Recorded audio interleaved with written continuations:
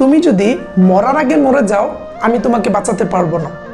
ডুবে যাওয়ার ভয়ে যদি ডুবায় না নামে, তাহলে সে সাঁতার শিখতে পারবে না।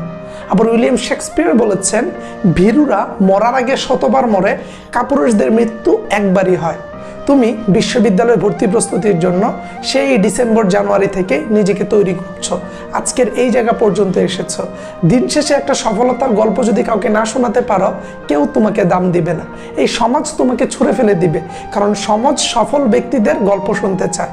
সফল ব্যক্তিদের মিথ্যা গল্প সমাজ খুব বেশি পরিমাণে প্রাধান্য দেয়। তুমি দেখোই না, তুমি আজকে আমার গল্প শুনতেছ, তুমি আজকে স্বাধীনের কথা শুনতেছ, কিন্তু স্বাধীনের যে বেস্ট ফ্রেন্ডটা কলেজে খুব ভালো একটা পজিশনে ছিল, আজকে শুধুমাত্র ভালো একটা পাবলিক ইউনিভার্সিটিতে চান্স না পাওয়ার দরুন তার গল্প কিন্তু তুমি শুনছো না।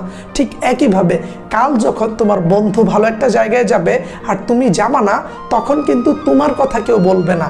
এই সমাজে মাথা নিচু করে তোমাকে চলতে হবে।